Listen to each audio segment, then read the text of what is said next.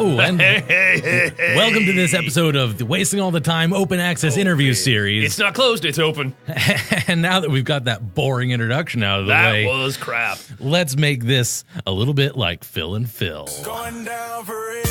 Yeah. Get it. All right. That's what's up. Ladies and gentlemen, this is Phill and Phill in the morning and the weekdays, and Phill and Phill in the afternoon on Saturdays. But today we're taking in a special offer, and we are setting in for Mr. Jonathan Hansen. That's right. Normally helms this particular stalwart of the community. And these are words. But we took the helm and we put it on our heads, so now we're running this show. That's right. John, he got taken away by government officials to discuss something. We don't know what, but I have an idea.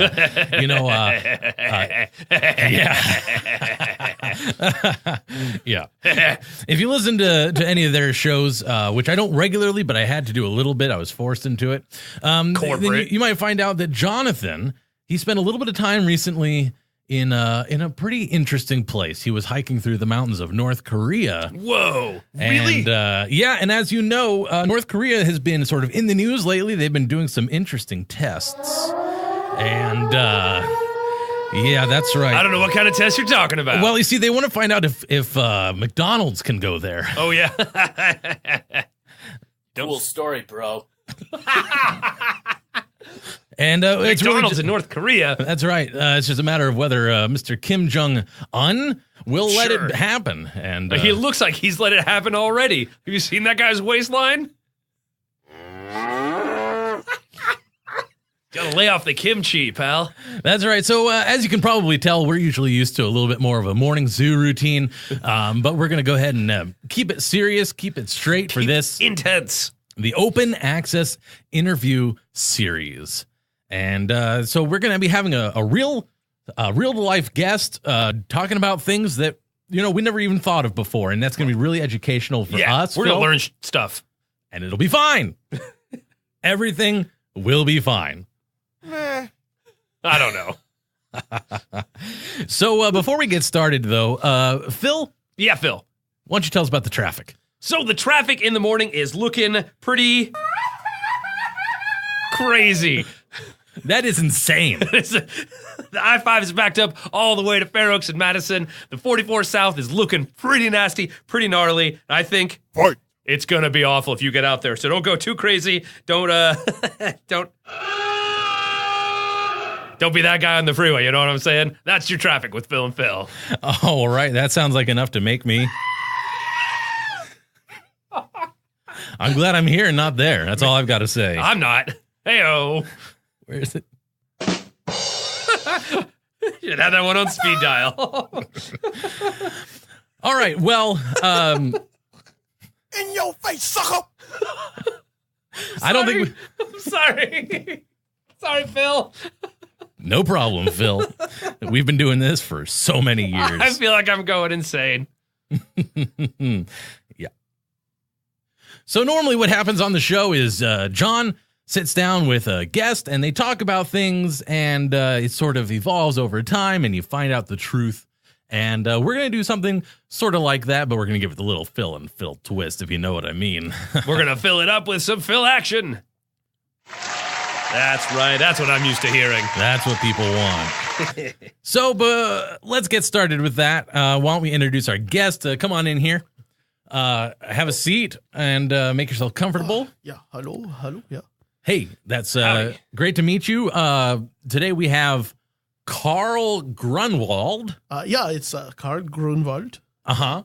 Yeah. And you are a German folklorist. Yeah, I am. I didn't know Germany had folklore. Yeah, I don't know. What does that mean? I'm sure you're familiar with the works of the Brothers Grimm, the fairy tales. I think you could say that. Yeah. Yeah, like Cinderella and Aladdin and Pocahontas. Yeah.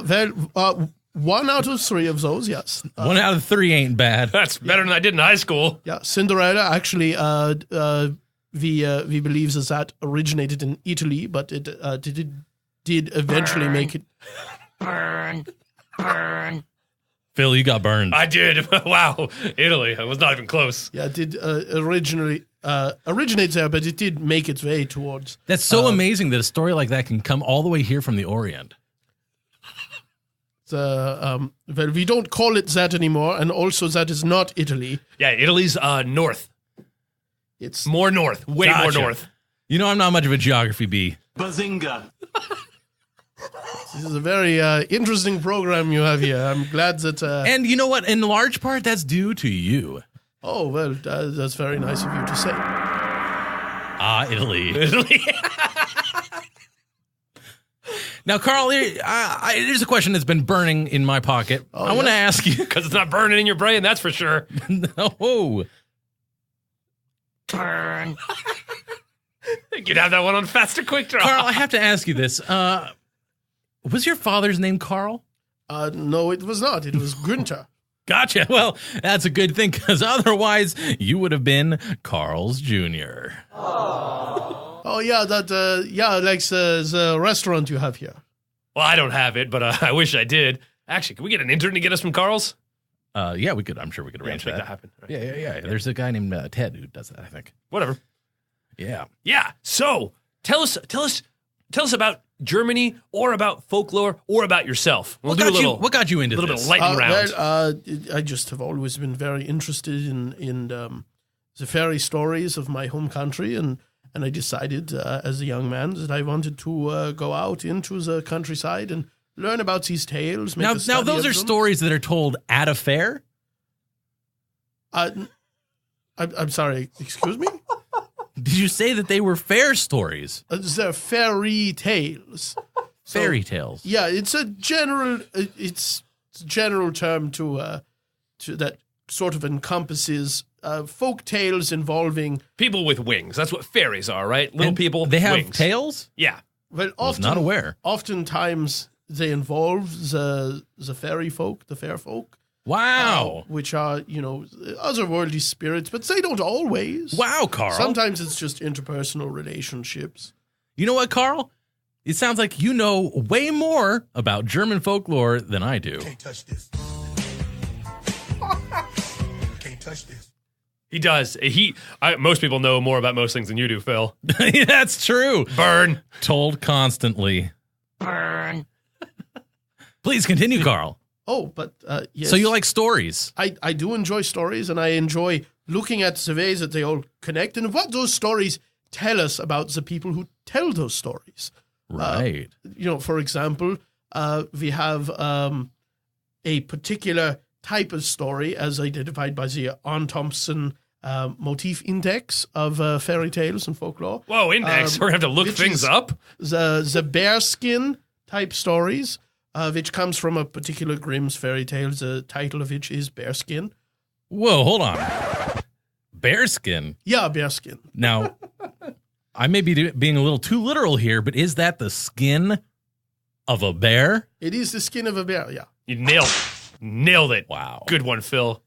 Phil's our culture expert. Yeah, and so these type of stories usually involve, the story it's based on is a story about a man who makes a deal with the devil. He's come back from war, and he's come back from war to discover that his entire family has passed away while he was away at war, and now he's destitute. Now, Phil, And where he did you go to makes school? Sorry. Where did I go to school? Yeah, Phil. I didn't. Now, Carl, where did you go to school? Just going around the table here. I went to school in Baden-Württemberg, in the Schwarzwald to Black Forest The forest? region of Germany. Exotic. That's where many of these tales, the Grimm fairy stories come from originally, is that region of Germany.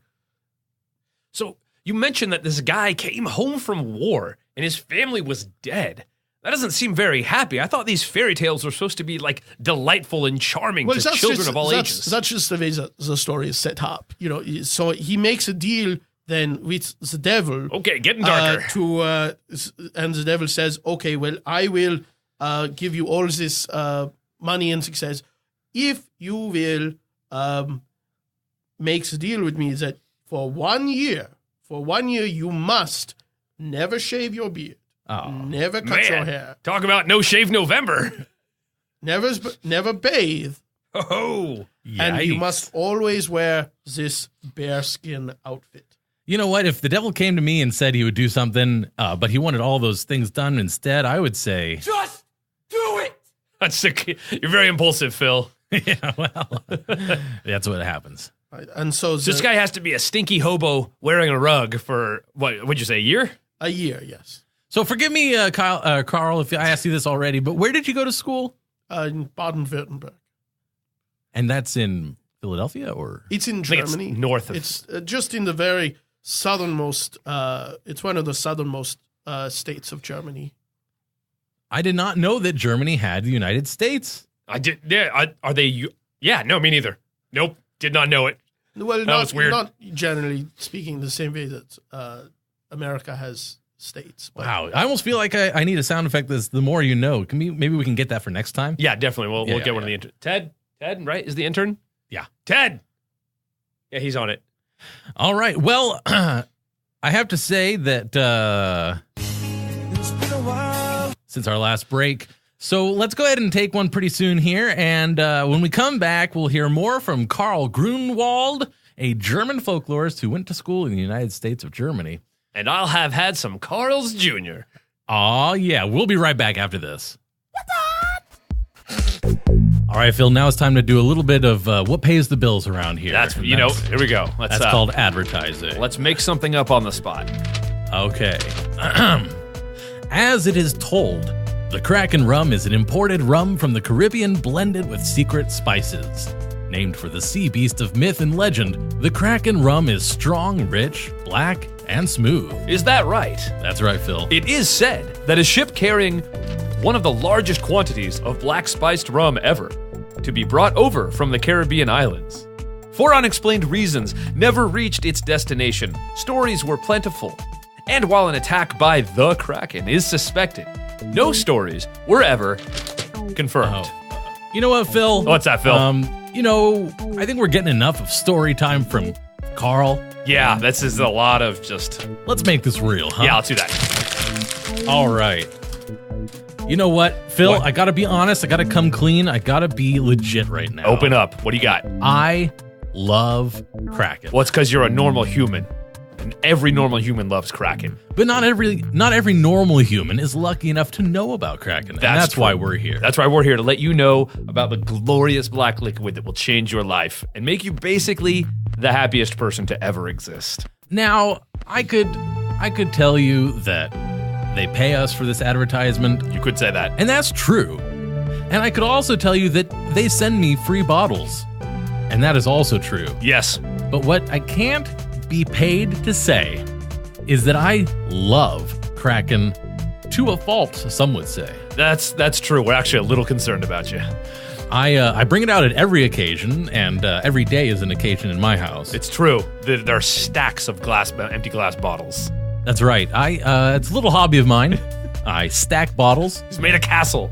I have a Kraken castle, and basically, people have been injured by broken glass because it took me a while to perfect that skill. Yeah, it was Christmas was a really exciting time. Spent it in the ER. Yep. And Drinking Kraken. thank God for Kraken. Because when you're in the ER, what's the one thing you want? Goddamn black spiced rum. And, if that day couldn't get any worse, it did. Because on the drive home, I got pulled over for a sobriety check. Wow. Because you were drinking at the time. I was drinking before the time, at the time, and after the time. It's a good time to drink.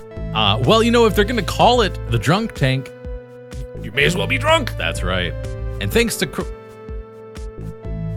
thanks to my own behavior, I guess. That's actually it's all on you. I wouldn't say that Kraken was the reason for those choices, because clearly that's improbable. It was like the lubricant to run your engine of idiocy. Let me just say that I hold Kraken completely unliable of any of my decisions, legally or otherwise. That's a good start. But the seed here, the truth of it, is that I love it, and that's what I'm trying to convey. Not that my actions are in any way reflective of their brand or their ethos. We got to know Phil a little bit better here today.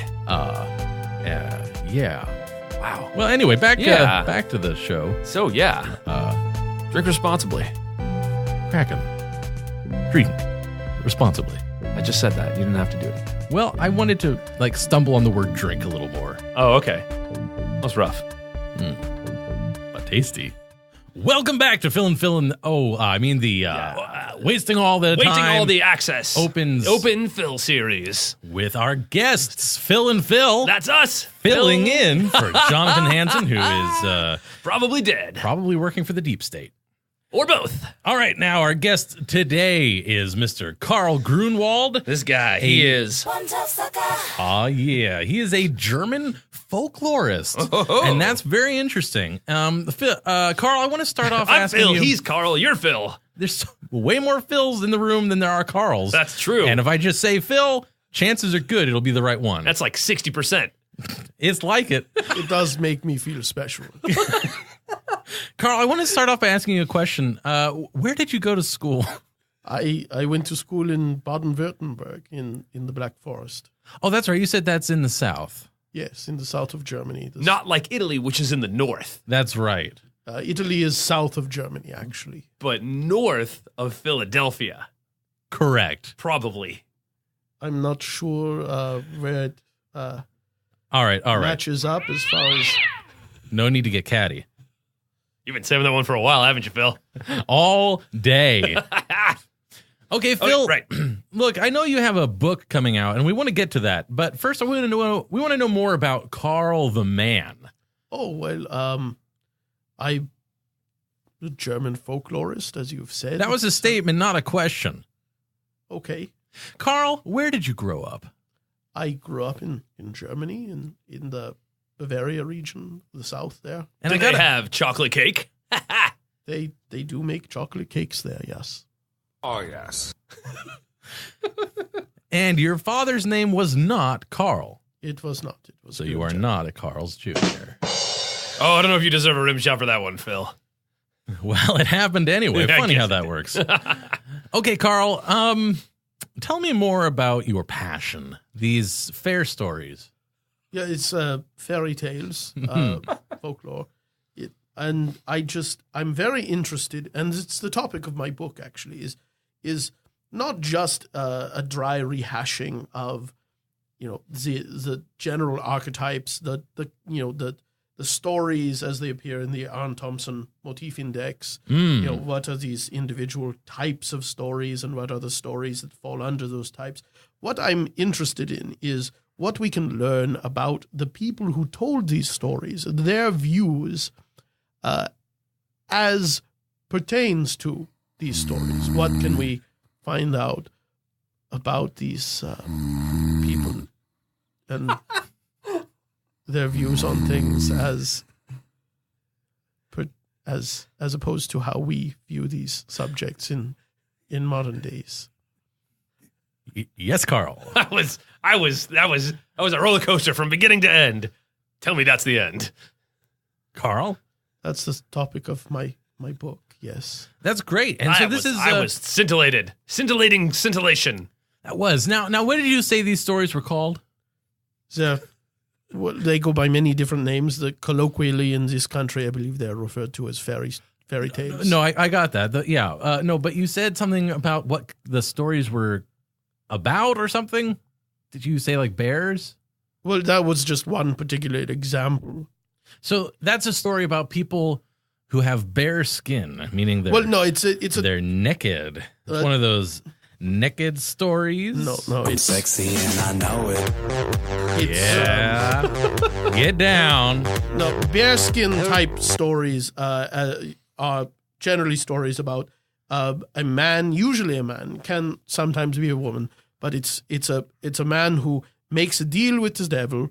And Oh, that's right. This wasn't the happy story. This was one that started off pretty depressing. well, no, what it is it's a Smelly man who hobo, makes a deal with the devil, Right. and fulfills the deal and wins the wager with the devil, which is an interesting topic, an interesting insight into the mentality of the people who told these stories, because it's a very different concept of the devil than the one we have in modern day, which is that you cannot make a deal with the devil and win in the end. Now, that's very interesting, Karl. You say that these people were crazy? No, they just had a different concept of the devil than we do in modern times. Oh, okay. So when you say that they had a mentality, you don't mean the kind of thing that will get crazy you locked up. mentality. No, not at all. No. Okay. They were just normal people of the time that had different ideas. They than we weren't do mentality challenged. today. No, they Okay. were. I mean, they were medieval German peasants, not as sophisticated as anyone in this room. Probably more sophisticated than Phill. Oh, got it. This is possible. This is a possibility I'm circling around. So how long is your book? Like, how many words would you say it has from beginning to end? Well, I don't know the final word count, but it's a substantial piece of literature. It's probably around 450 pages, 500 pages. Whoa! Tell me at least there are pictures in it. bro. There are some illustrations, some woodcuts from history. Some vodka? Oh, I like some vodka. That reminds me of Russia, Probably. which in relation to Germany, North. the southern United States, Definitely north. and Italy, North of all three. but a little to the left. It's east of Germany. I've heard that It's- before. It's considered- East is to the left, yeah. on most maps, it would be depicted as being to the right. I really wish we had that to the more you know sound. Do, you do, know? do, do. I mean, Like that? sure. I mean, it's a good approximation. That'll have to do. But, We can't wait and come back. Bazinga. So you wrote this book after you left school, right? But before. I did. I actually went out. I followed in the footsteps of the Grimm brothers, and I did a walking tour of the entire Schwarzwald Black Forest region, trying to see if I could find some of that old magic again that those Grimm brothers had in their very bones. Was there any reason they were particularly unhappy? What- If they were very grim, not like nowadays, we're all pretty happy. That was just their name. Their name was Grim. Yes. that sounds sad. Yeah. My understanding is that they were both fairly well-adjusted gentlemen. Yeah, but it sounds sad to me. It's not that sad, really. And they're all dead now? You said that. well, they lived many years ago, That's so sad. centuries even. I can't even imagine having been alive at that time and not being alive now. That's only natural, seeing as how you are alive now and not then. And That's right. I am ready to go and raring to go, and I am thoroughly alive right now. Let's get ready to rumble. That's right. That's what's up. it's very disruptive, your little toy there. Carl, this is what makes the show. Okay. He's not even joking. So, Carl, Do you have to use one of them every time you talk? Nailed you, Phill. Carl, yes, I do. Is that a Wookiee? That's from the Star Wars, yeah? It was from one of those Hey, stars. he's more cultured than you are, Phill. You know what? I have never No, argued it's otherwise. interesting. Star Wars is based on many of the same archetypes as these fairy Cool story, stories. bro. So, like, a Wookiee is a bear skin? No, not in any way. Oh. Oh, yes. Carl, I want to know more about how you make your living. What do you do on a day-to-day basis? Well, I teach at the university in Baden-Württemberg most days, and I write these books. This is actually my third book on the subject of German folklore. That's so cute. I'm glad you think so. Yeah. So what do you teach at the college? I teach German folklore at the college. Mm-hmm. So just one class? Well, a few different courses on the general subject of German folklore. There's many topics within that subject. So, like, pretend we're two of your students and give us a little intro to the middle of the semester.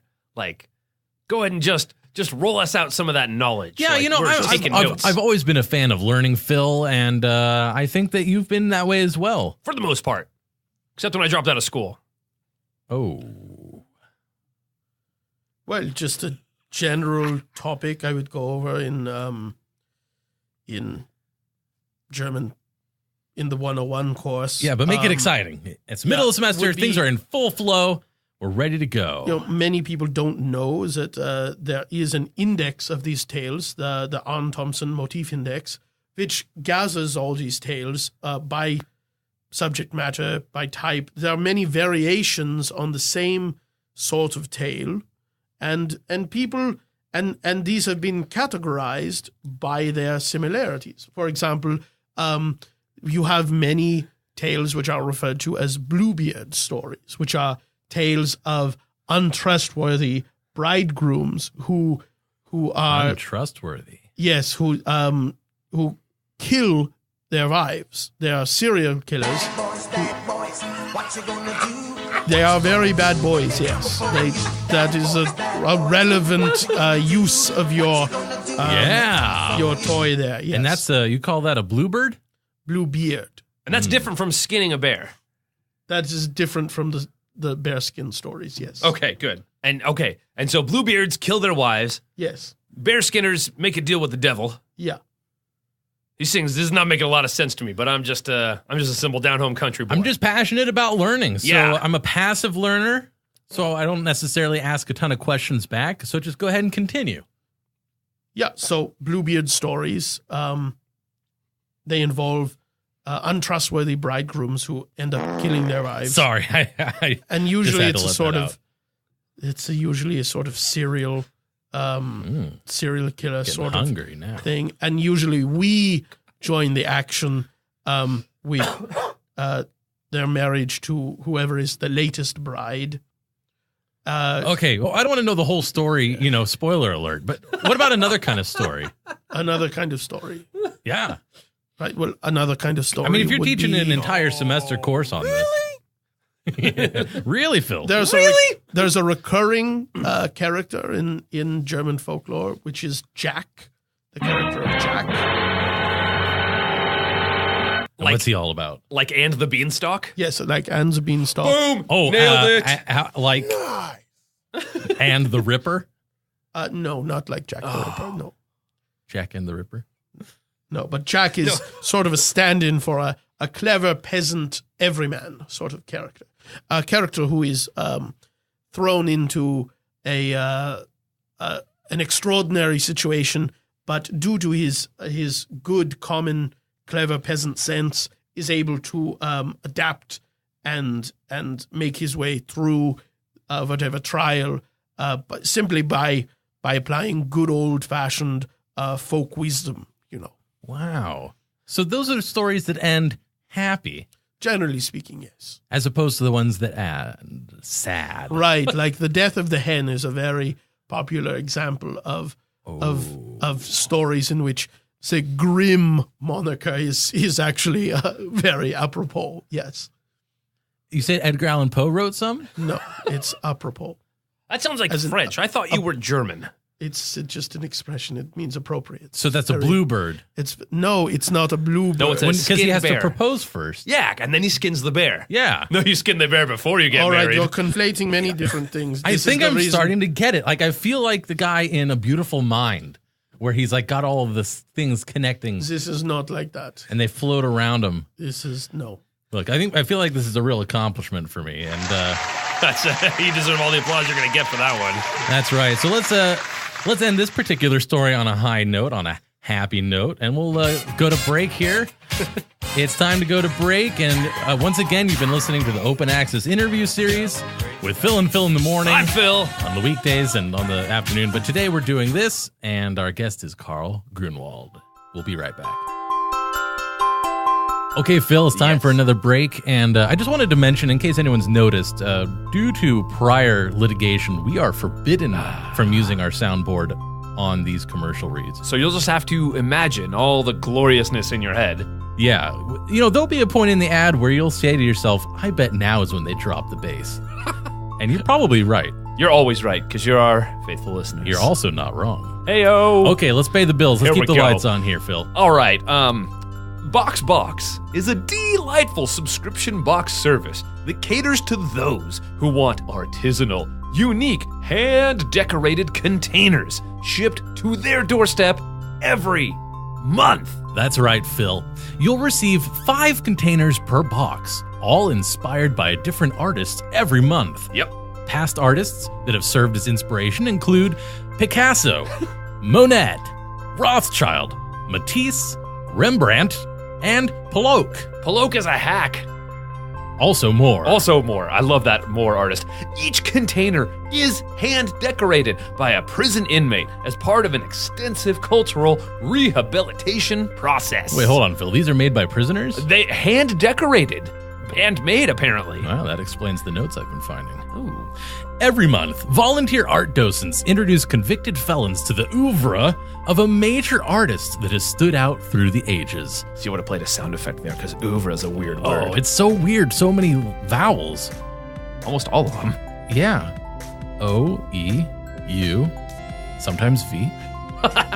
The criminals then imitate that artist's style to the best of their abilities in exchange for 20 cents and an extra 5 minutes in the art. Wow, I wish our producers would give us that deal. You know what? It sounds like a great deal. It does. Our boxes are a $50 value for only. Are you ready for this, Phil? You know what? I'm bracing myself because I think this is going to be crazy. It is going to be insane. $35 per month. Phil, that's crazy. It is insane. It is literally, figuratively, clinically insane. And also arbitrarily. Yes. Now, this month's artist is Salvador Dali. And Phil, you know, they sent us a preview box. They did. Including Salvador Dali. And, really exciting. And, you know, it's just amazing to see how these people imitate the work of someone like Salvador Dali, famous Spanish painter. Yes. One of the boxes had its lid all melted. Right, like the clock painting. Exactly. So exciting. It's so in tune with the art. Okay, what is this other one? Cialis. This box, it's just a box. It's a green box. It says Cialis on it. And the edges are pretty rigid. That's good, Phil. You know what you can keep in that. What can I keep in that? You know. I do. Soundboard pew. That was good. One of the boxes I opened up was just full of tiny little crutches. That's good for a dollhouse, maybe? I guess. I'm going to give it to a my little daughter. Morbid Tiny Tim diorama. That's, you know what? I may, don't tell Box, but I may resell these crutches for just that purpose. That means they're property. You can do whatever you want with them, Phil. That's right, Box. I don't know if this was something special for our promotion or if every single customer gets this on their boxes. But this box has a mustache on it, and I am about 102% certain that this is real human hair. Phil, that mustache is ridiculous. It is ridiculously real, and it almost compares to my own glorious mane on my face. That's incredible. It is. So, I mean, these are all the amazing variety that we found in our Salvador Dali box. So what else could there be for you? Check out Box at boxbox.box. Drink responsibly. Okay, welcome back. This is Phil. And Phil. In the morning on the weekdays and the afternoon. Saturday afternoon days. On the local station. But today we're filling in for Mr. Jonathan Hansen, just joining us. This is a special interview series that they do on Wasting All the Time. And it's basically Jonathan sits down and interviews interesting people. But we're filling in from today because he has been unavoidably detained elsewhere, probably. Taken to a CIA black site in all likelihood. More than likely, if we're lucky. So with us today is the very respectable and respected Mr. Karl Grunwald, who is a German folklorist. That is what I do, yes. Now, Karl, let's go ahead and get it out in the open. You are the author of a new book, the third book on this subject that you've written. It's called you can do it, Phil. Faerie Fire. Yeah, Faerie Fire. An archetypal study of stories from the Black Forest. That is the title of the book, yes. And that's what we've been talking about so far. We've been talking about all of these fairy fires, as you call them. Fairy tales. Fairy tales is what I call them. Sure. And Faerie Fire is the title of the book. Yes. And I appreciate the correction. It's a reference to a particular power of the fair folk, the fairies. Okay. They create these little lights in the distance, similar to the will-o'-the-wisp, and it's considered fairy fire. So they didn't want to call them fairy LEDs? That seems to be more environmentally conscious. It predates that technology. It's a predator? Yeah, it's from as far back as the Middle Ages. I Yes. see. Okay, well, Carl, we're going to give you a lot of runway here. On Like the you're last... an airplane. Exactly. We'll let you take flight. Lufthansa. And That was good. That was topical. in the last break, our producer told us that we're being a little bit over the top with our soundboards. Which I didn't think was possible. No, but it makes me feel, and just the one. So we're gonna go ahead and give you a little bit more space He's here. going to be so mad. Well, you know what? He'll have to break down the door. So Again. He's a very violent man. Only when we drive him to it. Yeah, your producer Ken is his name. Mm-hmm. Yeah, Nice guy. Nice guy. Got a wife and kids. Don't know how he does it. So, Carl, the floor is yours. Why don't you tell us what you want to make sure our audience, or the audience, and I think we'll probably have some carryover audience because of our personalities. Definitely. Why don't you what do you want them to know? well, I want them to know that it's very interesting to look at these stories as a way of understanding the peoples of the past. You know, the ways that they thought about things, as opposed to the way that we think about things. It's very interesting to use their stories and folklore as a window into their personalities, their concerns, their interests, even. You know, like take for example the stock character of Clever Gretel. Now, this is a different character than the Gretel that we see in the famous tale. Hansel and Gretel. Yes, Hansel and Gretel. I knew that. Very I knew good. that was coming. Oh, Very good, Phil. Yes. Points for Phill. And Put on the board. Points And for the Phill. Gretel in that story is There's so many- also clever. Sorry, Carl, don't mean to interrupt, but there's been like 5 button presses I have avoided so far. I very much appreciate that. Yes. It's because I'm sitting on my hands. Yes, I see that. I wondered yes. what you were doing over there. It looked a little weird. I'm sitting on my hands, Phil. You are sitting on your hands. He Self-control. is. I will vouch for this It's hard. information. Sorry, go ahead, Carl. You're talking about Clever Gretel. Clever Gretel, yes. And so Clever Gretel That's a kind is, of a makeup brand? No, it's a stock character Oh, okay. in But German not folklore. Hansel and Gretel, because that was what I figured out. It wasn't Hansel and Gretel. It's a different one. I'm That's sorry. where my points come from. I'm realizing now I was thinking of Cover Girl, not Clever Gretel. Go on. Yes, Clever Gretel she's similar to the Jack character in that she's sort of an every woman character, someone who solves these problems that come up through her wits. And they're both a stock character? Yes, a stock character. So it's a type of character that appears in many different kinds of tales. is Like there... Neo from The Matrix. Oh, he's a stock character. Right. Right? Okay. Well, in some ways he is. Yes, he is. Nailed it. 2 for Phill. He is a sort of a messianic character in that he's sort of a Christ archetype. The whole place is kind of messy. Yeah. Yeah. That's why they want to go to Zion. Carl, I got to ask you, is there a Clever Gretel in the Beanstalk character? Since they're both stock characters. No, it's not that kind of stock. It's stock in the way that you have like The market? no, it's much more akin to say like a base. Like so like many you would- buttons. like you would refer to like the base of a soup as the stock. So the base Chicken of a stock.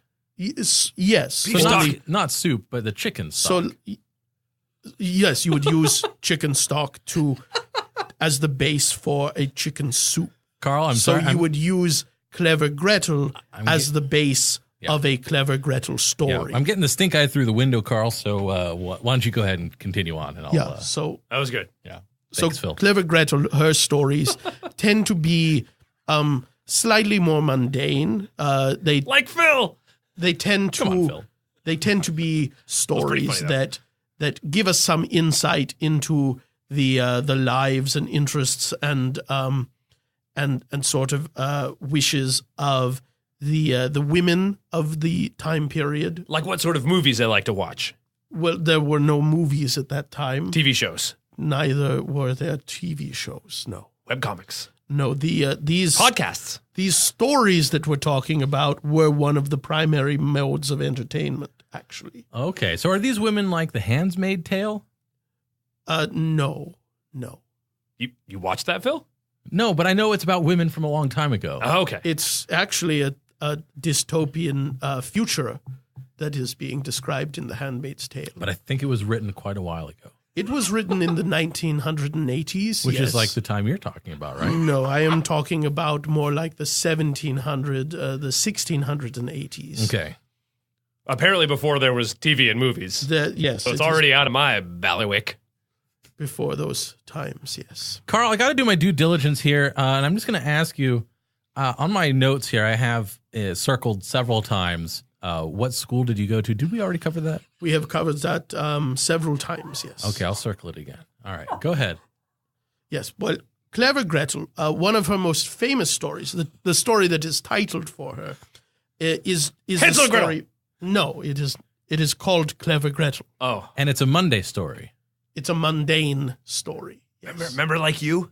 So there's actually no magic of any kind, no otherworldly things in it. It's just a story of Gretel is the cook and maid for a wealthy man, and the wealthy man is having a guest over later, and so he asks Clever Gretel to cook him 2 chickens, one for him and one for his guest. Sorry. And actually that was appropriate because she begins roasting the chickens. That's 2. And one of the wings on one of the chickens begins to burn. Yes, burn. And so she cuts the wing off and eats it herself because it's not going to be any good for the guest because it's burnt. And so Right. she eats the wing, and it's very good. Peasants of that time, like Gretel would have been, were not used to getting much meat in the diet, and so she very much enjoys this. And so she reasons to herself, "Oh well,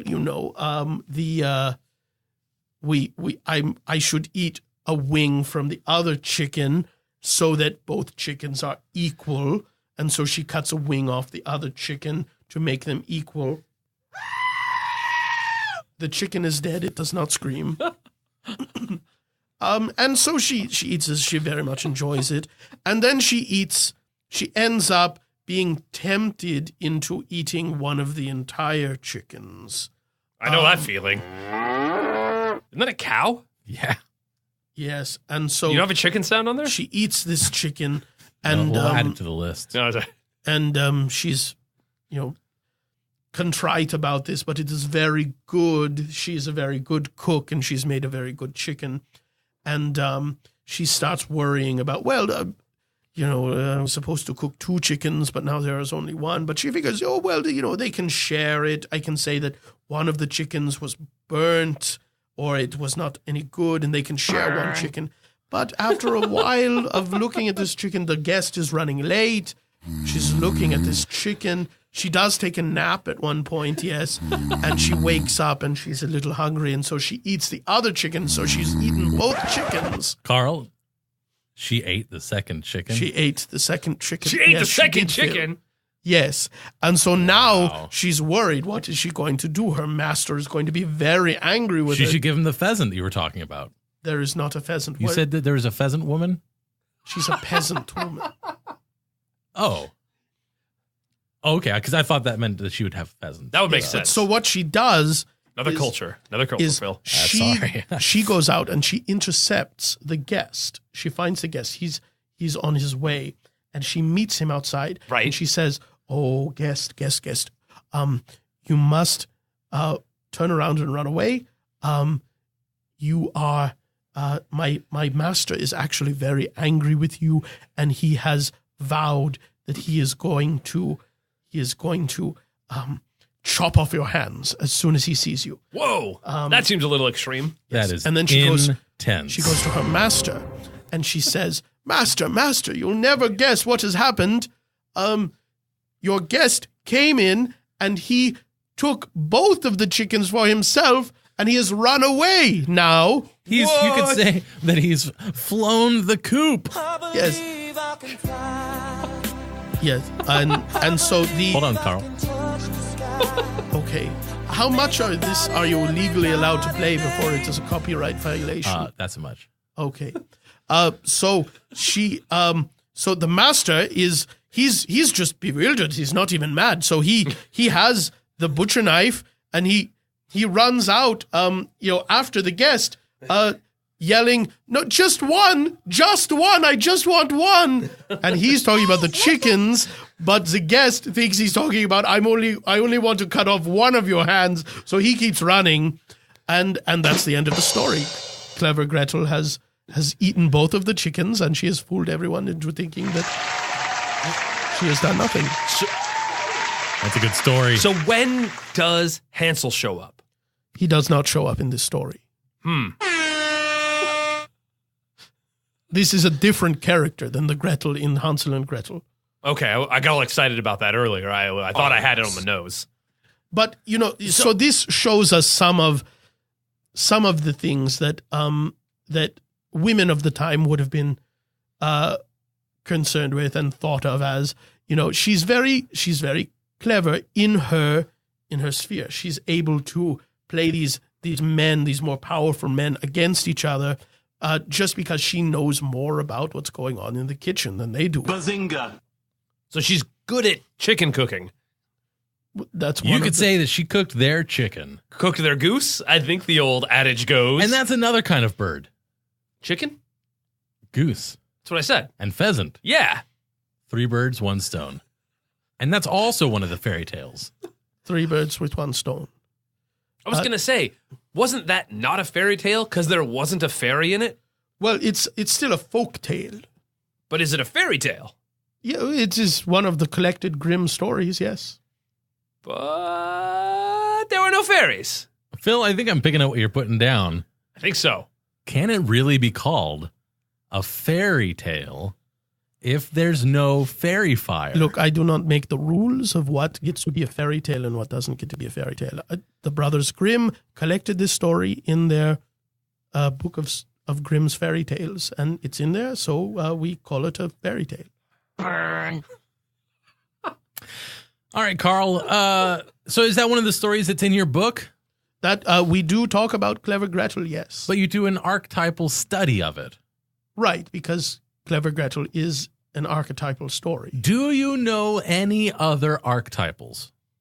Yeah, I've described a few of them, actually. No, I know. We've gone over Bearskin, Bluebeard, Death of the Hen, stock character Jack, stock character Clever Gretel. Are there any others? Yeah, there's hundreds. Good. Would you like me to list every single one of these hundreds of archetypes? We don't really have time for that. I could look them up and read them into the microphone for you. And that would be funny. I would enjoy that.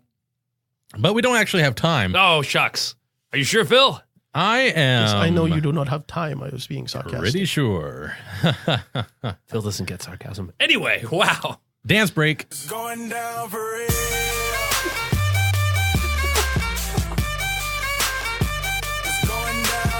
I And that's actually a little- do like that is a very good song. That's I a little like that something song. we do on our show. I have Phil in that the Morning. album, actually. Oh, you do? Yes. That's okay. Good.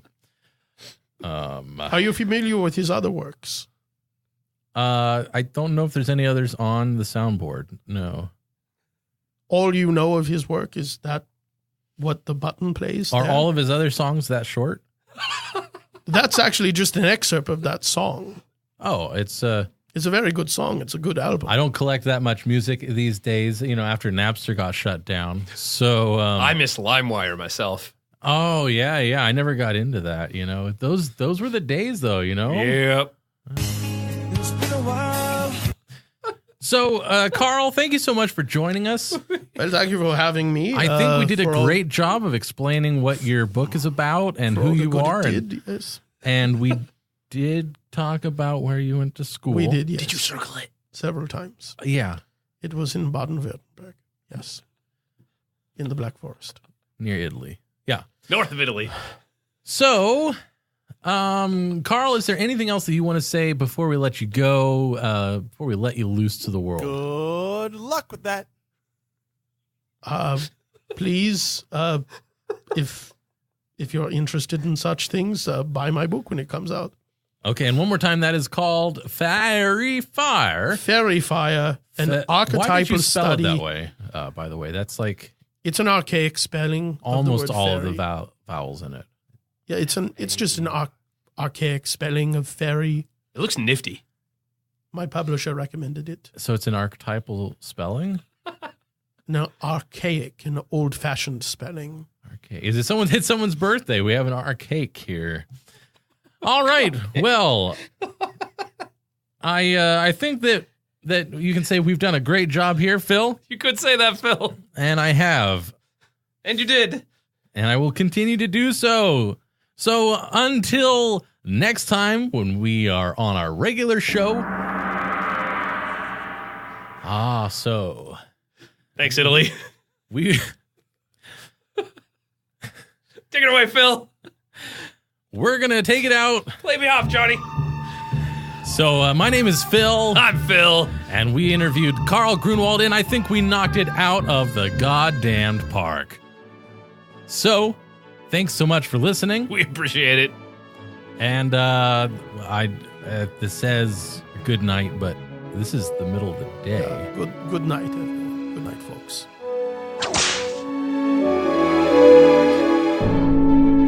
Oh my God.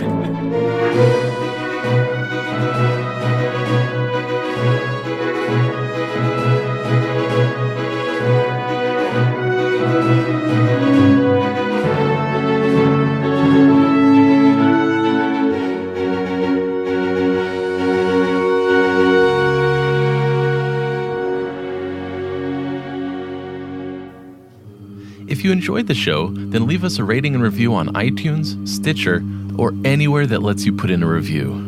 You can call or text the show at area code 916-235-3337. If you'd like to interact with us in any other way, then www.wastingallthetime.com would be a great place to start. There you can submit listener-suggested scenes and questiones, you can buy your own copy of the Fruit Words card game, you can read blog posts from Ted and the guys, and a whole lot more. So check it out at wastingallthetime.com.